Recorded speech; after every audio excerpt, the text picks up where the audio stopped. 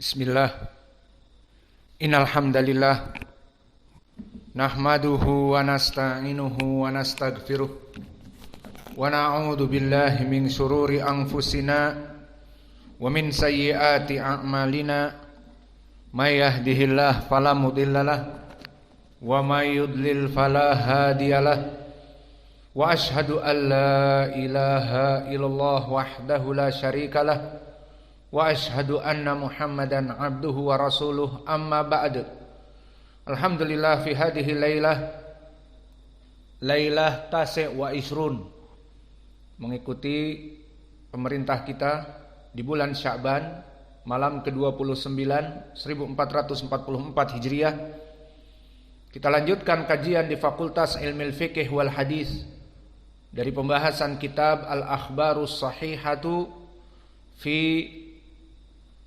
Ahkami Salati Tarawih wal Witr, kumpulan hadis-hadis yang sahih pembahasan tentang salat tarawih dan witr. Maka di pembahasan yang lalu telah kita sebutkan keutamaan salat witr.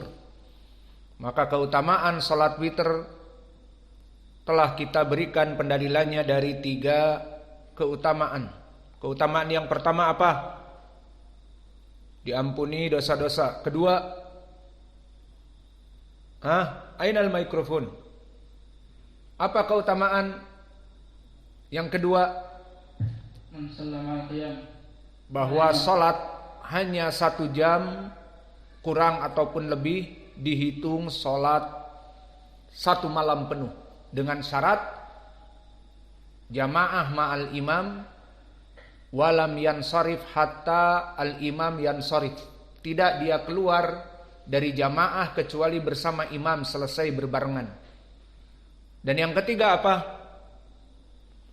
Minas siddiqin wasyuhada. Maka ini keutamaan dari salat salat tarawih. Kemudian penulis ditambah dengan fadail salatil witr, keutamaan salat witr. Pertanyaannya di sini, apa hubungannya penulis memasukkan kepada permasalahan salat tarawih, salat witr? Jawabnya justru hubungannya sangat erat. Karena yang dinamakan salat tarawih dia adalah qiyamul Ramadan dan asalnya adalah qiyamul lail. Qiyamul Ramadan tarawih dikarenakan di bulan Ramadan berjamaah. Qiyamul lail itu asalnya di bulan-bulan selain Ramadan, maka dilaksanakan salat malam. Dan qiyamul lail dan qiyamul Ramadan baik dilaksanakan di bulan Ramadan ataupun dilaksanakan selain di bulan Ramadan, maka dia itu terdiri dari salat yang genap, salat tahajud dengan salat witrnya.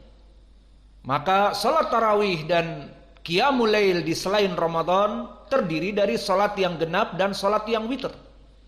Maka kenapa penulis setelah menyebutkan keutamaan salat tarawih juga membahas keutamaan salat witr? Karena orang yang melaksanakan tarawih secara tidak langsung melaksanakan salat witr. Maka di dalam 1 malam dia melaksanakan salat tarawih di malam Ramadan pertama tanpa salat witr, maka tidak dinamakan salat tarawih karena salatnya genap, harus dengan witrnya. Maka oleh sebab itu penulis memasukkan sekalian keutamaan salatul witr. Dan untuk keutamaan salatul witr, barakallahu fikum, dia banyak sekali. Di antaranya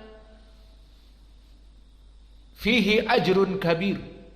Orang yang melaksanakan salat witr, maka dia itu mendapatkan pahala yang besar. Bagaimana mendapatkan pahala yang besar? Disebutkan di dalam hadis, khairun min humrin na'am, bahwa dia adalah lebih baik daripada unta merah.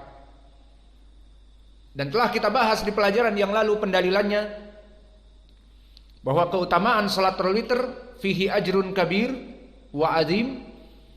Dikeluarkan Imam Abu Daud, akhrajahu Abu Daud, haddatsana Abul Walid At-Tayalisi wa Qutaibatu ibnu Sa'id qala haddatsana Laits an Yazid ibni Abi Habib an Abdullah ibni Rashid Az-Zawfi an Abdullah ibni Abi Murrah Az-Zawfi an Kharijah ibni Hudafah qala Abul Walid Al-Adawi kharaja alaina Rasulullah sallallahu alaihi wa ala alihi wasallam faqala innallaha azza wa jal qad amaddakum bisalatin wa hiya khairun lakum min humrin na'am wa hiya al-witru faja'alaha lakum fima bainal isya ila tulu'il fajr. Kemudian beristidlal juga penulis di dalam matan dengan hadis yang kedua dari Abdullah bin Amr bin al-As yang sanadnya dikeluarkan oleh Imam Ahmad. Qala Ahmad bin Hanbal rahimahullah haddatsana Muhammad bin Sawa Abul Khattab As-Sadusi qala sa'altul Muthanna ibn As-Sabah an Amr ibn Shu'aib an abihi an jiddihi. Intabih lafaz an Amr ibn Shu'aib an abihi an jiddihi, al-murad bi jiddihi huwa Abdullah ibn Amr ibn al-As. Daiman ya'ti bisanad bihada al-lafaz wa huwa mushaf yusamma sanad ma'ruf. Amr bin Shu'aib an abihi an jiddihi ay Abdullah ibn Amr ibn al-As. Wa hada sanad Amr bin Shu'aib an abihi an jiddihi indal fuqaha dihukumi dengan sanad yang hasan. Maka sanad ini pun hasan. Dan lafadznya innallaha zadakum salatan fahafidu 'alaiha wa hiyal witru. Maka di dalam hadis Abdullah bin Amr ibn al-As dan yang pertama dari Kharijah ibn Hudafah, bagi kita mendapatkan pendalilan qad amaddakum bisalah wa hiya khairun lakum min humrin na'am, bahwa Allah Jalla wa Ala telah menambah. Amadda bimakna zada, seperti di riwayat Abdullah bin Amr ibn al-As, innallaha qad zadakum salatan, bahwa Allah telah menambah bagi kalian salat. Maka lafaz amaddakum ay zadakum wa hiya khairun lakum min humrin na'am, dan telah kita bahas makna humrin na'am, unta merah. Di sini hanya kinayah, lambang supremasi kekayaan orang di zaman itu adalah unta merah. Di zaman Nabi belum ada Lamborghini Aventador, mobil mewah yang harganya 22 miliar. Dan begitupun belum ada helikopter pribadi dan belum ada superjet pesawat pribadi. Maka lambang supremasi yang ada pada saat itu untuk memahamkan pemahaman kepada para sahabat, harta yang besar maksudnya. Apa? Unta merah. Dan humrin na'am ini bukan hanya di dalam hadis ini. Ingat hadis di Kitab Tauhid dari Ibni Abbas, di mana hadis ini dikisahkan tentang Ali radhiyallahu anhu yang mana dia dalam keadaan sakit matanya, kemudian diperintahkan akan menghancurkan Khaybar. Maka akhirnya disebutkan ala rislik, maka jika kalian datang mendatangi Yahudi, maka ala rislik, dakwahkan dahulu, bukan langsung digempur hancur kalang kabut dan lari dan mati sebagian, tetapi dakwahi. Maka disebutkan jika di antara mereka yadkhulu ilal Islam rajulan wahidan khairun lak min humrin na'am. Jika dengan dakwahmu itu masuk satu orang kafir saja kepada Islam, maka khairun lak, lebih baik bagi kamu dari mendapatkan unta merah.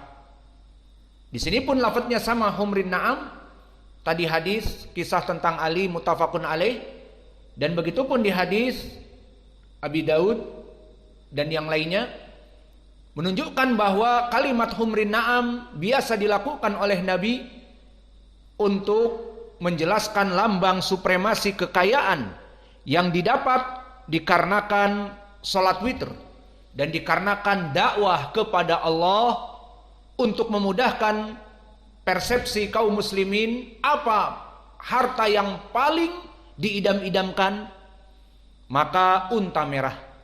Maka di zaman now permisalan unta merah mungkin sangat murah sekarang dibanding kekayaan yang ada. Maka di negara Arab yang juragan minyak mentah, maka bagi mereka kaya-kaya, apalagi penduduknya sedikit. Sangat sedikit mereka. Di Qatar, di Bahrain, dan juga di Imarat, jumlahnya kurang dari 1 juta. Dan pendapatan dari minyak mentah dinamakan the black golden, emas hitam, lebih melimpah ruah. Dan itu Allah jadikan rizki bagi mereka dan juga fitnah di saat dibukakan dunia. Alhasil itulah keadaan mereka. Sehingga untuk permasalahan unta merah sekarang bukan lambang supremasi lagi. Sesuai mengikuti zaman sekarang, yang dijadikan lambang supremasi mempunyai pesawat jet pribadi dengan sedikit landasan di depan rumahnya, dan juga mempunyai yacht. Apa yacht? Apa yacht? Adalah perahu pesiar yang harganya 120.000 atau 120 miliar atau lebih.